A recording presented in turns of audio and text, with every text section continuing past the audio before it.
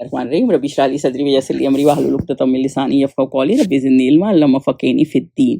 چلیے جی، آج ہم سورہ المائدہ کی آیہ نمبر 6 سے کرتے ہیں، اور اس میں اللہ تعالیٰ نے طہارت کے بارے میں بتایا ہے کہ کس طرح اپنے آپ کو پاک و صاف رکھنا ہے۔ تو پہلی آیت ہے یا ایھا الذین آمنوا، وہ ایمان والوں کے لیے حکم ہے کہ کیا کرنا ہے۔ جب تم نماز پڑھنے کا قصد کیا کرو تو منہ اور کونیوں تک ہاتھ دھو لیا کرو، اور سر کا مسح کر لیا کرو، اور ٹخنوں تک پاؤں، اور آگے اگر نہانے کی حاجت ہو تو پاک ہو جایا کرو، اور اگر بیمار ہو یا سفر میں ہو یا کوئی تم میں سے بیت الخلاء سے ہو کر آیا ہو، یا تم عورتوں سے کے ساتھ کوئی تعلق استوار کیا ہو اور تمہیں پانی نہ مل سکے، تو پاک مٹی لو اور اس سے منہ اور ہاتھوں کا مسح کر لیا کرو، یعنی یہ تیمم تک ہے۔ تو بیسیکلی اس میں اللہ تعالیٰ نے یہ بتایا ہے کہ آپ نے ایمان والوں کو کہ جب نماز کے لیے کھڑے ہوں تو سب سے زیادہ ضروری کیا ہے؟ وضو کیا کرنا ہے، اور وضو کا یہ بیسیکلی طریقہ بتایا ہے کہ آپ اپنے چہرے کو دھو لیں، یعنی یہ جنرل بتایا، باقی طریقہ جو پراپر ہے نا وہ ہمیں سنت سے ملتا ہے۔ تو جو اس میں بتایا پہلے میں وہ بتا دیتی ہوں، پھر آپ کو سنت طریقہ بتا دیتی ہوں۔ چہرے کو دھوئیں، یعنی چن تک، کانوں سے کانوں تک پورا یہ چہرہ آپ نے دھونا ہے۔ اس کے بعد ہاتھوں کو دھونا ہے، ہاتھوں کو ایلبو تک یعنی کوہنیوں تک دھونا ہے۔ مسح کرنا ہے، یعنی گیلا ہاتھ، مسح کا مطلب ہوتا ہے گیلا ہاتھ، صرف گیلا ہاتھ سر کے اوپر ڈالنا ہے، پورا سر گیلا نہیں کر دینا، اور پاؤں ٹخنے تک، تو سب کو دھوئیں۔ اور غسل کا بھی طریقہ ہے، اگر مطلب آپ ایسی حالت میں ہیں کہ آپ کو پاکی چاہیے، یا کوئی آپ نے عورتوں کے ساتھ معاملات ہیں آپ کے، یا پھر آپ پیریڈ سے فارغ ہوئے ہیں، تو پھر آپ کو غسل جو چاہیے اس کا بھی یہی طریقہ ہے۔ تو جو سنت طریقہ ہے نا وضو کا، تھوڑا سا وہ دیکھ لیتے ہیں، پھر یہ آیت آگے لے کے چلتے ہیں۔ سنت طریقہ یہ کہ پہلے بسم اللہ پڑھنی ہے، پوری بسم اللہ الرحمن الرحیم نہیں پڑھنی، صرف بسم اللہ پڑھنی ہے، کیونکہ سنت طریقہ یہ صرف بسم اللہ پڑھ کے شروع کر دینا ہے۔ پھر دونوں ہاتھوں کو 3 دفعہ دھونا ہے، میکسیمم 3 ہے، کم بھی دھو سکتے ہیں، لیکن یہ جو سنت طریقہ ہے نا اس لیے بتا رہی ہوں، 3 دفعہ دھونا ہے، میکسیمم جو ہے نا وہ بتا رہی ہوں۔ پھر ہاتھ بھر کے پانی کا آدھے اس کے ساتھ کلی بھی کرنی ہے، اور پھر ناک میں بھی پانی ڈالنا ہے، اور یہ بھی 3 دفعہ کرنا ہے۔ پھر دائیں ہاتھ کی کونی تک پہلے دھونا ہے، پھر بائیں کو کونی تک پہلے دھونا ہے۔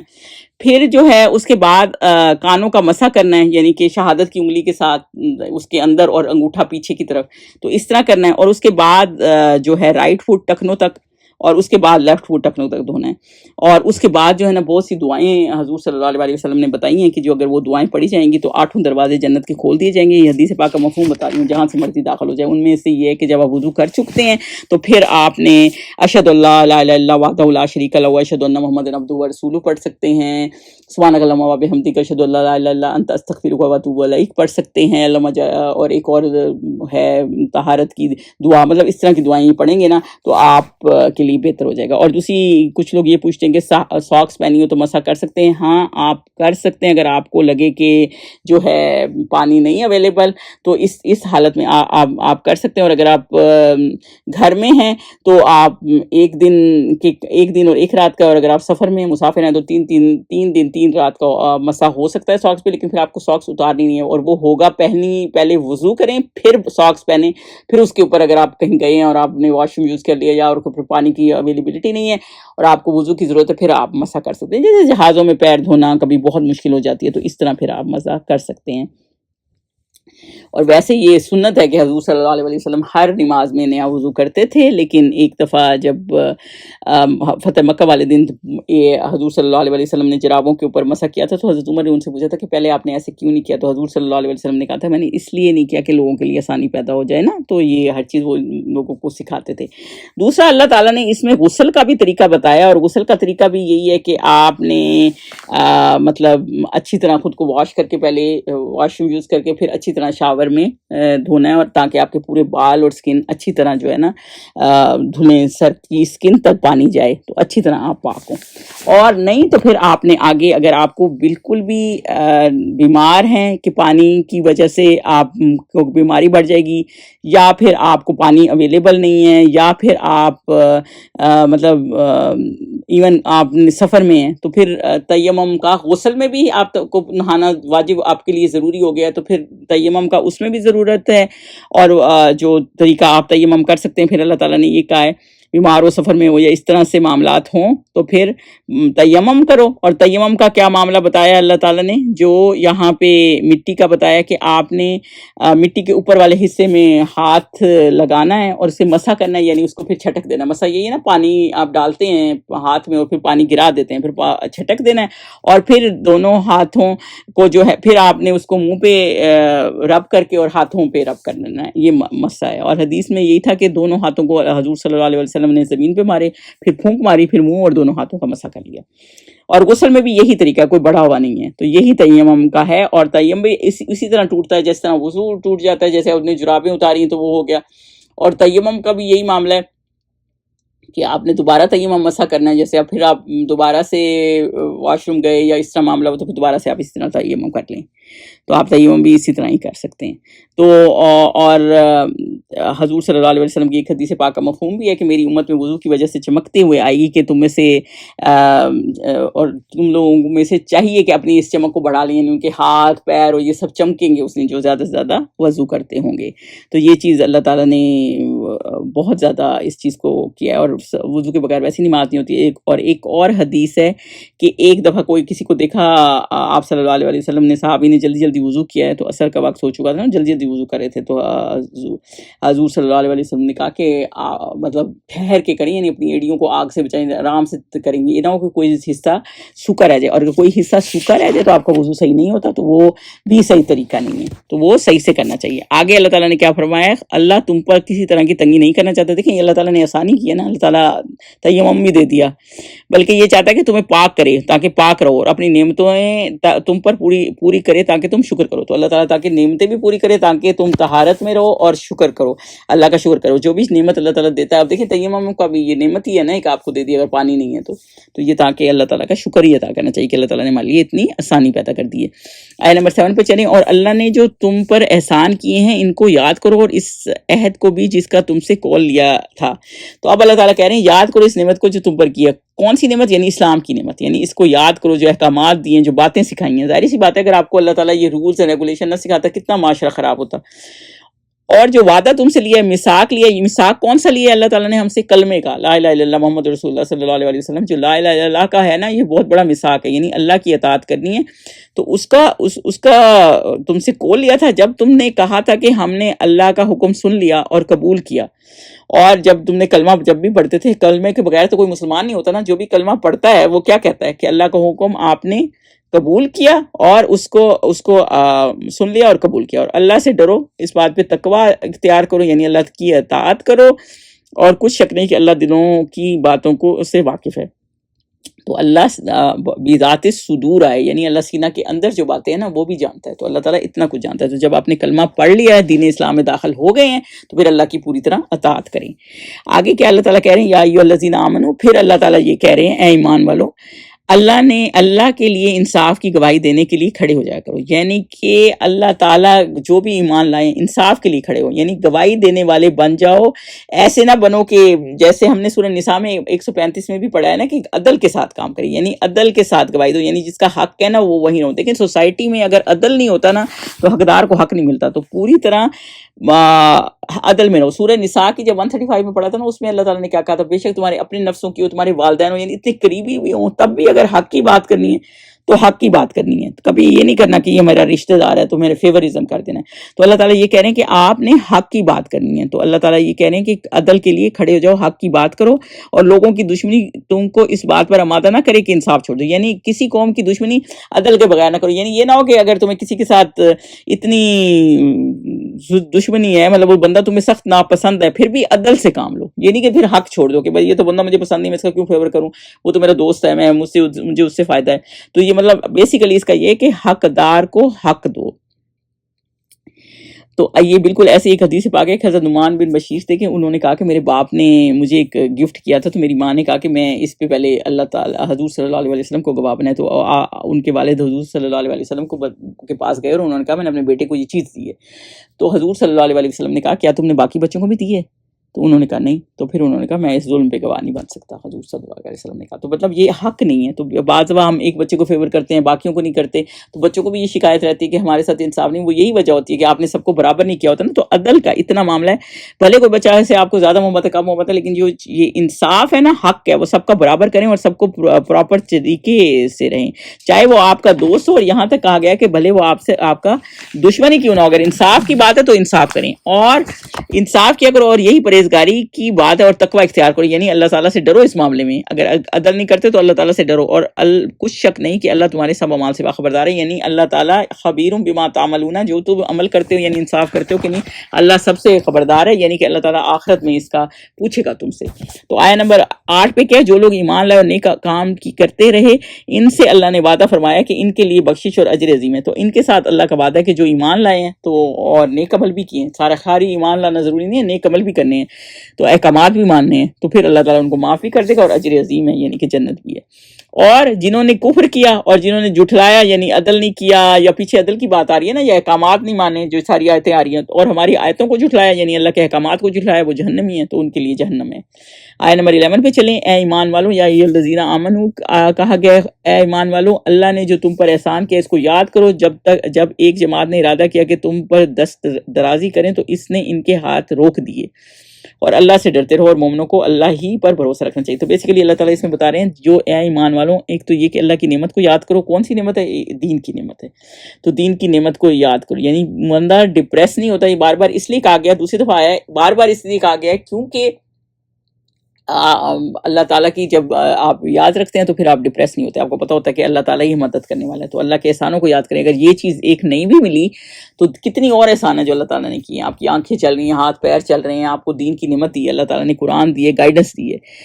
تو اللہ تعالیٰ نے کہا ہے, اور جب ایک کسی قوم نے تمہارے نقصان پہنچانے کی کوشش کی تو اللہ تعالیٰ نے اس کا ہاتھ روک دیا. تو اس کا شان نزول اس طرح ہے, یا تو اس طرح ہے کہ ایک یہودیوں نے سازش کی آپ صلی اللہ علیہ وسلم اور ساتھیوں کے خلاف, کہ ان کو دعوت پہ بلایا اور کہا کہ ہم پھر ان کو بلائیں گے اور ان کو مار دیں گے, قصہ ہی سب کو ختم کر دیں گے.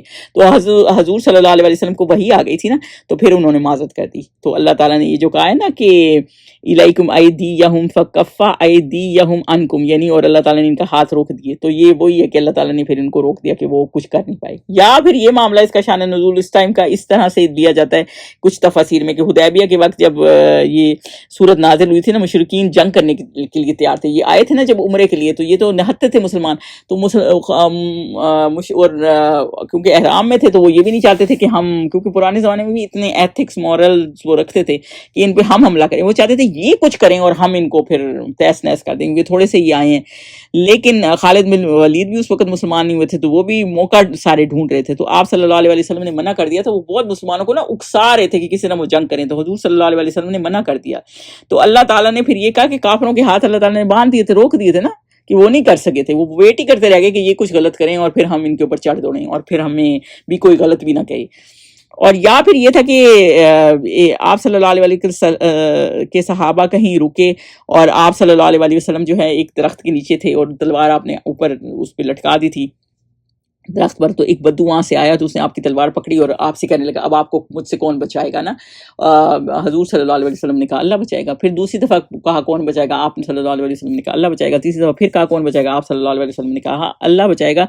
تو اس کے نے پتہ نہیں اس کے ہاتھ سے کسی طرح تلوار گر گئی, آپ صلی اللہ علیہ وسلم نے تلوار اٹھا لی اور کہا تمہیں آپ کون بچائے گا, اور پھر جو ہے وہ چلا گیا اور پھر حضور صلی اللہ علیہ وسلم نے اس کو معاف کر دیا. تو یہی والی بات ہے کہ وہ کچھ کر نہیں سکا, اللہ تعالیٰ نے اس کے ہاتھ روک دیا, حالانکہ اس کے ہاتھ میں تلوار تھی. یا پھر ایک دفعہ یہودی نے فیصلہ کیا کہ حضور صلی اللہ علیہ وسلم کو بلایا ہوا تھا کہ دیوار کے ساتھ بٹھایا کہ اوپر سے پتھر گرا دیں گے اور ان کو شہید کر دیں گے. تو اللہ تعالیٰ نے اس وقت بھی جبرائیل کے ذریعے حضور صلی اللہ علیہ وسلم کو بتا دیا, یہ اللہ تعالیٰ کا احسان ہی تھا. یعنی مطلب اتنے موقع آئیں.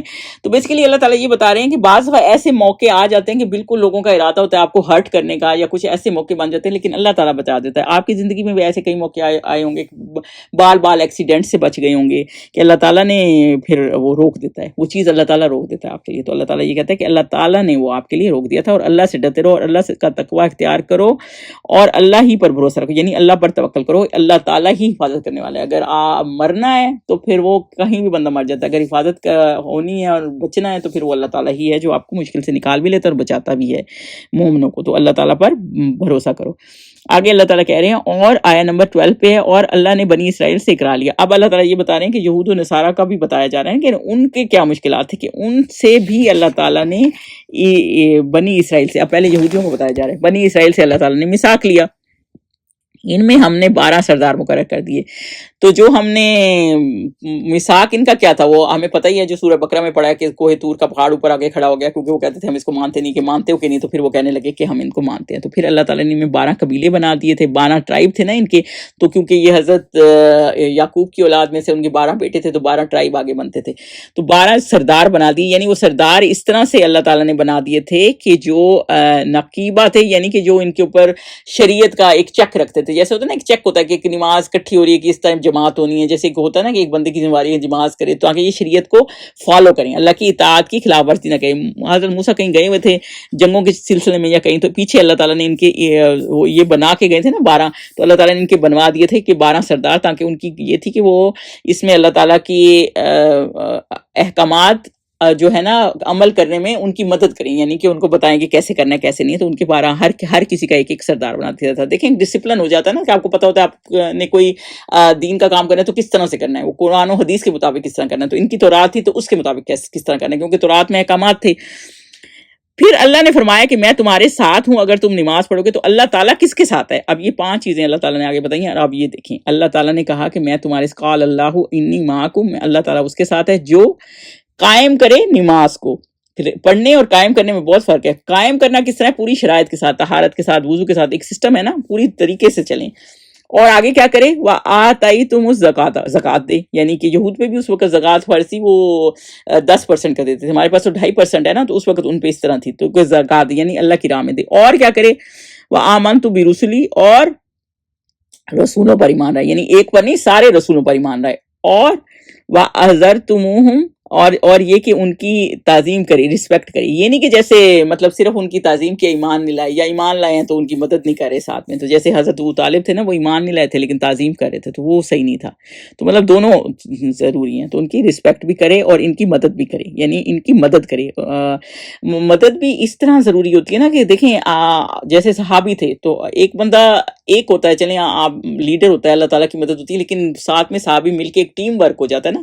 تو ساتھ میں یہ ہے کہ ان کی مدد بھی کرے، ان پہ ایمان بھی لائے اور دین کو پھیلانے میں، دین پہ عمل کرنے میں ان کی مدد کرے. تو یہ بھی بہت ضروری چیز ہوتی ہے، تو یہ مدد کرے. اور آگے کیا کرے، اور وَأَعْزَرْتُمُوهُمْ وَأَقْرَضْتُمْ، اچھا وہ مدد کرے. اور آگے ہے اقرضتم اللہ قرضا حسنا، اور قرض حسنا، یہ 5واں یہ قرض حسنا اللہ کو دے. یعنی قرض حسنا کیا ہے؟ دیکھیں ایک تو قرض ہوتا ہے نا جو آپ، ایک تو یہ ہوتا ہے نا کہ آپ زکوٰۃ وغیرہ دیتے ہیں اللہ کی راہ میں، یہ وہ قرض نہیں ہے. قرض حسنا اس کو اس لیے کہا اللہ تعالیٰ نے کہ یعنی دین کی تبلیغ کے لیے، دین کے لیے جو ایفرٹ آپ کرتے ہیں، ٹائم نکالتے ہیں یا پیسے لگاتے ہیں، یا دیکھیں دین پھیلانے کے لیے جو بھی کام کرتے ہیں نا آپ، اس کو قرض حسنا اللہ تعالیٰ نے کہا ہے. اور قرض حسنا کا مطلب ایک بہت افضل احسن طریقے کا قرض ہے. اور یہ کہ یہ اللہ تعالیٰ قرض ہوتا ہے نا واپس کرنا بہت ضروری ہے. شہید کو بھی قرض معاف نہیں ہے سوچیں، تو اللہ تعالیٰ یہ آپ کو واپس کرے گا ہی کرے گا.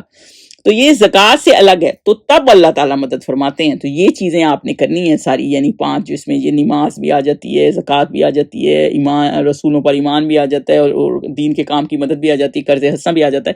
تو یہ سارے جب کام کریں گے نا تو اللہ تعالیٰ آپ کی مدد فرمائیں گے، پھر اللہ تعالیٰ کی سپورٹ ہوگی. بدر کے راستے میں جب گئے تھے نا مسلمان، تو آپ سوچیں صحابیوں نے کیا کہا تھا. صحابیوں نے کہا تھا کہ حضور صلی اللہ علیہ وسلم نے جب ان سے مشورہ کیا تھا نا کہ اب لڑنا ہے کہ نہیں، کیونکہ تعداد میں بہت کم تھے. تو جب مقدار نے کہا نا کہ ہاں کہ ہم آپ جہاں جائیں گے ہم ویسے ہی لڑیں گے، اور مطلب ہم بنی اسرائیل کی طرح نہیں کریں گے کہ وہ جیسے وہ حضرت موسیٰ کو کہہ رہے تھے تم اور تمہارا خدا لڑو، ہم نہیں لڑتے. تو حضور صلی اللہ علیہ وسلم اتنے خوش ہوئے تھے کہ عبداللہ بن مسعود کہتے تھے کاش میں اپنی ساری نیکیاں اس کو دے دیتا اور کچھ ایسی بات کر دیتا کہ حضور صلی اللہ علیہ وسلم اتنے خوش ہو جاتے.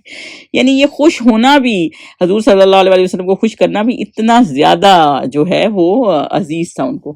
تو جب یہ آپ کرتے ہیں نا تو اللہ تعالیٰ آپ کی مدد کرتا ہے. اور آگے اللہ تعالیٰ کیا فرما رہے ہیں، اور تمہیں اور تم سے تمہارے گناہ دور کر دوں گا. اللہ تعالیٰ کہہ رہے ہیں میں گناہ دور کر دوں گا اور تم کو بہشتوں میں داخل کروں گا جن کے نیچے نہریں بہہ رہی ہیں، اور پھر جس نے اس کے بعد تم میں سے کفر کیا وہ سیدھے راستے پہ بھٹک گیا. تو بیسیکلی اللہ تعالیٰ یہ کہہ رہے ہیں کہ ایسے لوگوں کو جو یہ کام کریں گے نا تو میں جنت میں دوں گا، جنت دوں گا، اور جو یہ چیزیں قائم کرے گا. اور اس وقت تورات کے رولز تھے تو جو قائم کرے گا، جو کہ یہودیوں نے چھوڑ دیا تھا. تو اگر جو اس کو نہیں مانے گا تو وہ رستے سے بھٹک جائے گا. تو یہ بالکل ایسی جیسے حضور صلی اللہ علیہ وسلم کی ایک حدیث کا مفہوم ہے نا کہ انہوں نے ایک لکیر کھینچ دی تھی کہ یہ سیدھا راستہ ہے، اور جو اس راستے سے یعنی اس سیدھی لائن سے ہٹے گا تو یعنی ادھر ادھر ہوگا تو وہ سیدھے راستے سے ہٹے گا. یعنی جیسے فرقے لوگوں نے بنا لیے ہیں، تو بالکل سیدھا راستہ ہے قرآن و سنت پہ، اس پہ چلے گا وہ سیدھا رہے گا، جو ہٹ جائے گا وہ بھٹک جائے گا. تو اس لیے یہودی نصارہ، یہ اس لیے ہم اہل کتاب کہتے ہیں نا بھٹکے ہوئے، کتابیں بدل دی ہیں نا اپنی. آگے آئے گا یہ آیا نمبر 13 پہ چلے. تو ان لوگوں کو عہد توڑ دینے کے سبب، تو اب پھر انہوں نے یہ 5 کام نہیں کیے تو میثاق توڑ دیا، تو اللہ تعالیٰ نے ان کے اوپر سب پر ہم نے لعنت بھیج دی ہے. یعنی لعنت کر دی ہے. یہ لعنت کیا چیز ہوتی ہے؟ رحمت سے دوری. تو لعنت کر دی ہے اور ان کے دلوں کو سخت کر دیا. صرف لعنت ہی نہیں کر دی، اور اللہ تعالیٰ نے کیا کر دیا، اب ان کی سزائیں بتا رہے ہیں جو انہوں نے، کیونکہ یہ عہد توڑ دیے نا اور ان پہ عمل نہیں کیا، تورات کے احکامات پہ جو بھی کتابیں ہیں یا جو بھی نبیوں نے ان کو انسٹرکشن دی. اور ہمیں اس لیے بتایا جا رہا ہے کہ ہم بھی اگر قرآن کو چھوڑ دیں گے نا تو ہمارے ساتھ بھی یہ معاملات ہو جائیں گے. تو جو اللہ تعالیٰ نے ان کے اوپر کیا کر دی، لعنت کر دی، اور اس کے بعد اللہ تعالیٰ نے کیا کر دیا، ان کے دلوں کو سخت کر دیا. اور اس کے بعد کر دیا یہ لوگ کتاب کو اپنے مقامات سے بدل دیتے تھے. یعنی اللہ تعالیٰ نے یہ کہا کہ یہ لوگ ایسے تھے کہ یہ اپنے مقامات کتاب کو بدل دیتے تھے، یعنی ان کے لفظ بدل دیتے تھے، معنی بھی بدل دیتے تھے، اور لوگوں کو جو تفسیر بتاتے تھے وہ بھی بدل دیتے تھے، اور لفظ بھی بدل دیتے تھے. اور دلوں کو سخت ان کو اتنا کیا ہوا تھا کہ تفسیر میں ملتا ہے کہ یہود جب نبیوں کو قتل کرتے تھے نا، ایک صبح قتل کر دیتے تھے، شام کو آ کے اپنے کاروبار میں لگ جاتے تھے، سبزیاں بیچنے لگ جاتے تھے. مطلب فیل ہی نہیں کرتے تھے کہ انہوں نے قتل کیا ہوا ہے. اور دوسرا یہ کہ یہ کتابیں انہوں نے چیزیں بھی بدل دی تھی. اور آگے کیا کرتے تھے، اور جن باتوں کو ان کی نصیحت کی گئی تھی ان کا بھی ایک حصہ فراموش کر دیا. یعنی جو حصہ ان کو نصیحت کیا گیا تھا، نصیحت کیا تھی ان کو کہ اس کو پڑھنا ہے، عمل کرنا ہے اور اس کو سیکھنا ہے. تو وہ ان کی تو علماء ہی صرف تورات سیکھتے ہیں، دوسرے بندوں کو تو اجازت ہی نہیں ہے. وہ کہتے ہیں ہم تو علماء نے جو کہہ دیا وہی ٹھیک ہے، خود تو وہ پڑھتے ہی نہیں ہیں. تو وہ بالکل ہی نا، اور وہ جو کچھ پھیر کے بتا دیں خود تو پڑھتے نہیں. ہمارے لیے یہ معاملہ نہیں ہے، ہمیں قرآن کو خود سمجھنا ہے. ہمیں اگر کوئی یہ کہتا ہے نا تم قرآن نہیں پڑھ سکتے، نہیں، قرآن اللہ تعالیٰ نے ہر بندے کے لیے بھیجا ہے، آپ نے خود سمجھنا ہے. اور علماء نے جو ان کے علماء نے یہ کر دیا تھا، نہ عمل کرتے تھے، تو وہ حصہ انہوں نے جو یہ والا حصہ تھا نا اس کو فراموش کر دیا تھا. اور اس میں آپ صلی اللہ علیہ وسلم کی بشارت بھی دی گئی تھی، وہ بھی فراموش کر دی کہ کتاب کا وہ بھلا دیتے. اور جو ہم نے ایک وہ پڑھا تھا کہ جیسے وہ یہودی آیا تھا اور وہ جو زنا کی سزا تھی اس پہ اوپر اس نے، کیونکہ امیر اس نے کیا تھا تو ہاتھ رکھ دیا تھا کہ رجم کی سزا تھی وہی تھی جو مسلمانوں کی تھی. اور جب اس کا ہاتھ اٹھایا گیا تو وہ چھپا کے وہ پڑھنا نہیں چاہ رہا تھا. تو وہ یہی والا مسئلہ نا کہ وہ چھپا دیتے تھے، پڑھتے نہیں تھے، وہ فراموش کر دیتے، فراموش کر بیٹھتے. اور تھوڑے آدمیوں کے سوا ہمیشہ تم ان کی ایک نہ ایک خیانت کی خبر پاتے رہتے ہو. مطلب خیانت دار تھے ان میں سے. مطلب یہ ہر چیز کا علم رکھتے ہوئے بھی ایسے کرتے تھے کہ اس کو صحیح سے پہنچاتے نہیں تھے. یعنی کہ اور سب سے بڑی خیانت ان کی کیا تھی، میثاق مدینہ جب ہوا تھا تو اس میں کیا تھا کہ جب مسلمانوں پہ کوئی حملہ کرے گا تو یہ ان کا دفاع کریں گے. لیکن انہوں نے کیا کیا، یہ کافروں کے ساتھ مل جاتے تھے، پیچھے چالیں چلتے رہتے تھے کہ کس طرح مسلمانوں کو کمزور کیا جائے یا ان کو ہٹا دیا جائے. تو یہ چیزیں نا حضور صلی اللہ علیہ وسلم سنتے رہتے تھے کہ یہ اس طرح خیانتیں کر رہے ہیں، خبریں لیک کر دیتے تھے. تو آپ کو کیا حکم اللہ تعالیٰ نے دیا کہ آپ ان کی خطاؤں کو معاف کر دو اور درگزر کرو. یعنی اصفح ہوتا ہے نا، بالکل چھوڑ ہی دیں. کیونکہ وہ حضور صلی اللہ علیہ وسلم کے سامنے اتنا بڑا ایک ایم تھا نا کہ دین کو پھیلا کے، اور آپ کو پتہ یہ کیسے فتح مکہ ہوا اور کیسے وہ پورا چھا گئے کہ وہ اتنی چھوٹی چھوٹی باتیں، یہ چھوٹی چھوٹی باتیں کرتے تھے اور پیچھے سے خیانت کرتے تھے اور ان کے ساتھ کانٹریکٹ کیا اور مسلمانوں کا توڑ دیتے تھے. تو اللہ تعالیٰ نے کہا کہ آپ ان کو چھوڑ دیں اور درگزر کریں، اور اللہ احسان کرنے والوں کو دوست سکتا ہے. تو مطلب ان کو چھوڑ دیں، جن کو آنا ہوگا سیدھے راستے پہ آ جائیں گے، نہیں آنا ہوگا نہیں آ جائیں گے. کیونکہ بڑا مشن تھا نا زندگی کا، تو چھوٹی چھوٹی چیزوں میں نہ الجھیں جیسے نا. تو بس فہا ہوتا ہے مطلب اظہار بھی نہ کریں. تو مطلب معاف کر دیں، چھوڑ دیں، آگے بڑھیں. اور آگے اب کہا جا رہا ہے، اور جو لوگ کہتے ہیں کہ ہم نصارہ ہیں. اب جو لوگ کہتے ہیں کہ ہم نصارہ ہیں، اب کرسچنس کے بارے میں آ رہا ہے کہ انہوں نے کیا کیا کہ ہم نے ان سے بھی عہد لیا تھا مگر انہوں نے بھی یہ نصیحت کا جو ان کو کی گئی تھی ایک حصہ فراموش کر دیا. تو انہوں نے بھی یہی کیا کہ ایک حصہ فراموش کر دیا. نصارہ ان کو کیوں کہا جاتا ہے؟ نصارہ اس لیے کہا جاتا ہے، اللہ تعالیٰ نے ان کا نام نہیں رکھا. یہ خود کو نصارہ کس لیے کہتے ہیں؟ یا تو حضرت عیسیٰ جو بی بی مریم تھی وہ جس بستی سے تعلق رکھتی تھی اس کا نام ناصرہ تھا، تو یا اس لیے نصارہ کہتے ہیں. یا پھر حضرت عیسیٰ نے جب حوارین سے پوچھا تھا کون ہے میرا مددگار انصار، تو انہوں نے کہا تھا ہم ہیں، تو ادھر سے ان کا نام نصارہ پڑ گیا. تو بہرحال یہ ایک چیز ہے. تو ان کے پاس انجیل آئی تھی. انجیل جو تھی اس میں اخلاقیات تھے، یعنی مورل زندگی گزارنے کے طریقے تھے. قرآن میں دونوں ہیں، احکامات بھی ہیں، اخلاقیات بھی ہیں. تو ان کی تو، اور کیونکہ یہ بائبل جس کو کہتے ہیں نا، اس میں اولڈ ٹیسٹیمنٹ نیو ٹیسٹیمنٹ، یعنی وہ تورات بھی مانتے ہیں، انجیل بھی مانتے ہیں. یعنی احکامات تورات سے لیتے ہیں اور اخلاقیات جو ہے وہ انجیل سے لیتے ہیں اور دونوں کو مانتے ہیں، اس کو یہ بائبل کہتے ہیں. اور جو انجیل ہے اس میں اخلاقیات تھے، تو ان کو جو کتاب دی گئی اس کو بھی انہوں نے جو ہے بالکل چھوڑ دیا اور اس کا بھی انہوں نے بھلا دیا عیسیٰ، یعنی کہ انہوں نے حد ہی کر دی. ایک تو حضرت عیسیٰ کا معاملہ کر دیا، حضور صلی اللہ علیہ وسلم کا صاف لکھا ہوا تھا اس کو بھی انکار کر دیا، اور پھر حضرت عیسیٰ کو بیٹا کر دیا جو کہ کہیں بھی لکھا ہوا نہیں تھا. حضرت عیسیٰ خود ہی کہہ کے گئے تھے کہ وہ جو ہے کہ جو ہے وہ میں اللہ کا نبی ہوں، عبد ہوں. تو وہ انہوں نے نا وہ حصہ فراموش کر دیا. تو آگے اللہ تعالیٰ کیا فرما رہے ہیں، تو ہم نے ان کے باہم قیامت تک کے لیے دشمنی اور کینہ ڈال دی. تو ان کے دل میں اللہ تعالیٰ نے کینہ اور دشمنی ڈال دی، یعنی بغض ایک دوسرے کے لیے ڈال دی. یعنی ان کے اگر آپ دیکھیں گے نا آپس میں اتنے فرقے ڈلے ہوئے ہیں، ایک دوسرے کو یہ بالکل مسلمان کرسچن ہی نہیں جانتے اور ایک دوسرے کے دشمن ہیں، اور انہوں نے ٹارچر سیل بنائے ہوئے تھے اور وحشیانہ طور پہ ایک دوسرے کو مار دیتے تھے، حالانکہ ہوتے کرسچن ہی تھے. تو بغض ڈال دیا. تو آج آپ کو لگ رہا ہے کہ یہ ایک ہی اکٹھے ہیں، تو وہ اس لیے کہ یہ اپنے ہی دین پہ نہیں ہے نا، تو چھوڑے ہوا انہوں نے اپنا دین ہی. اور دوسری بات یہ کہ مسلمانوں نے بھی آج یہی کام کیا ہوا ہے کہ اپنی ہی کتاب کو چھوڑ دیا ہوا ہے. تو وہ وہی والا مسئلہ ہے نا، اس لیے مسلمان بھی اس مشکل میں گرفتار ہیں. تو ہم نے ان کو باہم قیامت کے لیے دشمنی اور کینہ ڈال دیا. وہ فرقوں میں مسلمان بھی گرفتار ہیں نا، اس لیے ان میں بھی بغض ڈلا ہوا ہے. اور جو کچھ وہ کرتے رہے اللہ عنقریب کریم ان کو اس سے آگاہ کر دے گا. تو جو کچھ بھی ان کے حالات ہیں نا، اللہ ان کو بتا دے گا کہ یہ جو ٹارچر تشدد کرتے رہے، یہ سارا کچھ اللہ تعالیٰ ان کو بتا دے گا. یعنی کہ جو فرقوں والا مذہب نا، کوئی مذہب نہیں، مذہب وہی ہے جو قرآن و سنت کے حساب سے ہے. تو آگے اللہ تعالیٰ یا اہل الکتاب، یعنی بہت ان دونوں کو ایڈریس کر رہے ہیں. اے اہل کتاب، تمہارے پاس ہمارے پیغمبر آ گئے ہیں کہ جو کچھ تم کتاب الہی میں سے چھپاتے تھے وہ اس میں سے بہت کچھ تمہیں کھول کھول کر بتا دیتے ہیں. تو بیسیکلی اللہ تعالیٰ یہ بتا رہے ہیں کہ تمہیں رسول آ گئے ہیں جو بیان کرتے ہیں جو تم چھپاتے. یعنی کیا چھپاتے تھے؟ حضور صلی اللہ علیہ وسلم کی آنے کی بشارت. ہر نبی نے یہ بشارت دی تھی کہ اب آخری نبی نے آنا ہے، اور تم یہ چھپاتے تھے. اور تم اللہ تعالیٰ نے وہ تمہیں کھول کھول کے بتا رہے ہیں. جو بھی قصے سورہ اصحاب الکہف کا انہوں نے مکہ والوں سے کہا کہ وہ پوچھیں، تو پورا اصحاب الکہف کا قصہ حضور صلی اللہ علیہ وسلم نے ان کو بتایا تھا. یہ سب اللہ تعالیٰ نے ان کو سکھایا تھا اور وہ کھول کھول کے تمہیں بتا رہے ہیں. اور تمہارے بہت سے قصور معاف کر دیے ہیں. تو بیسیکلی بہت سے قصور معاف کر دیتے ہیں، اور بہت سی جو یہ چالیں چلتے رہتے ہیں اور خود کو ٹھیک سمجھتے ہیں اور اس طرح کی حرکتیں کرتے ہیں، تو بہت سی باتیں یہ رسول صلی اللہ علیہ وسلم جو ہے نا بہت سی باتوں کو معاف کر دیتے ہیں. پیچھے آئے نا کہ یہ اس طرح خیانت کرتے ہیں تو وہ درگزر کرو تو وہ معاف کر دیتے ہیں. حضور صلی اللہ علیہ وسلم کو پتہ چلتا رہتا تو معاف کر دیتے تھے. بے شک تمہارے پاس اللہ کی طرف سے نور اور روشن کتاب آ چکی ہے. اور اب اللہ تعالیٰ کہہ رہے ہیں کہ تمہارے پاس احکامات کے لیے روشن کتاب یعنی قرآن آ چکی ہے. یعنی کہ نور ہے، یعنی اس میں عمل، سوچ، ہر چیز اس میں جو بھی کرو گے نا وہ تمہارا عمل بھی روشن ہو جائے گا، سوچ بھی روشن ہو جائے گا، دماغ بھی روشن ہو جائے گا. تو ہر چیز ہی روشن ہو جائے گی. تو ایسی کتاب تمہارے پاس آ چکی ہے جس میں کہ کوئی ڈاؤٹ نہیں ہے، اور وہ قرآن ہے. اب اس کے اوپر چلو. آیت نمبر 16 پہ کیا کہا گیا ہے کہ جس سے اللہ نے اپنی رضا پر چلنے والوں کو نجات کے راستے دکھاتا ہے اور اپنے حکم سے اندھیرے میں سے نکال کر روشنی کی طرف لے جاتا ہے، ان کو سیدھے راستے پر چلاتا ہے. جو ہدایت دیتا ہے نا، یہدی بہ اللہ من اتبع رضوانہ، ہدایت دیتا ہے اللہ تعالیٰ قرآن کے ساتھ جو اس کو فالو کرتا ہے.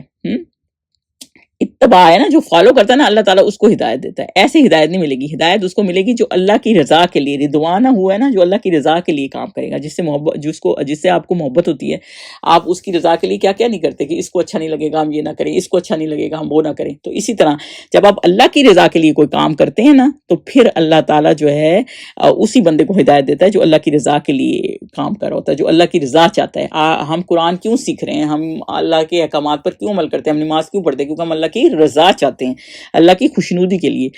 اور اللہ تعالیٰ پھر اس کو کیا کرتا ہے، سبل السلامی، یعنی کہ اللہ تعالیٰ سلامتی کے راستے کی طرف گائیڈ کرتا ہے. یعنی اللہ تعالیٰ جن کو سلامتی کا راستہ کون سا ہے، جنت کی طرف، یعنی سیدھا راستہ دکھاتا ہے. جو ہدایت لینا چاہتے ہیں نا اللہ کی رضا کے لیے، ان کو اللہ سلامتی کے راستے کی طرف گائیڈ کرتا ہے. اور کیا کرتا ہے، وَيُخْرِجُهُم مِّنَ الظُّلُمَاتِ، اور اندھیروں سے روکتا ہے. اندھیروں سے کیسے روکتا ہے؟ جیسے جہالت کے ہوتے ہیں، آپ گمراہی کی زندگی ہوتی ہے، شرک سے، بدعتوں سے، خواہشات سے، ان چیزوں سے جب آپ کو اللہ تعالیٰ نکال رہا ہو نا، سمجھ لیں اللہ تعالیٰ نے آپ کو ہدایت کے راستے میں ڈالا ہوا ہے اور اندھیرے سے نکال دیا ہے. کوئی ایسا کام آپ کر رہے ہوتے ہیں، پھر آپ کو ایک دم پتہ چل جاتا ہے یار یہ تو حدیث میں منع ہے، ہمیں نہیں کرنا، تو پھر آپ رک جاتے ہیں. تو پھر یہ اللہ تعالیٰ آپ کو ہدایت کے راستے پہ ڈال رہا ہے، اور آپ اللہ کی خوشنودی کے لیے کر رہے ہوتے ہیں نا جب، تو اللہ تعالیٰ آپ کو سلامتی کے راستے یعنی جنت کے راستے پہ چلا رہا ہوتا ہے. اور آگے کیا ہے، بیس، اور یہ سب ہوتا کس لیے؟ بیس نہیں، یعنی اللہ کی مدد سے ہی ہوتا ہے، اللہ کی اجازت سے ہی ہوتا ہے. اللہ کی مدد نہ ہو تو ہمارے اندر تو کوئی طاقت نہیں، ہم نہیں کر سکتے. اور پھر وَيَهْدِيهِمْ إِلَىٰ صِرَاطٍ مستقیم، اور اللہ تعالیٰ صراط مستقیم کی ہدایت دیتا ہے، یعنی سیدھے راستے کی.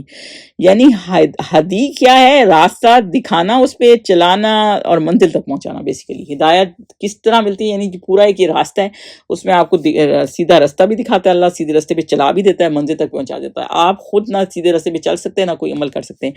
تو یہ اللہ تعالیٰ گائیڈنس انہی لوگوں کو دیتا ہے جو اللہ تعالیٰ کی گائیڈنس کے طلبگار ہیں، اللہ تعالیٰ کی خوشنودی کے طلبگار ہیں، اور اللہ تعالیٰ کی رحمت کے طلبگار ہیں. چلیں جی، پھر آگے انشاءاللہ ہم نیکسٹ ٹائم کریں گے. سبحانک اللہم و بحمدک، اشہد ان لا الہ الا انت، استغفرک و اتوب الیک.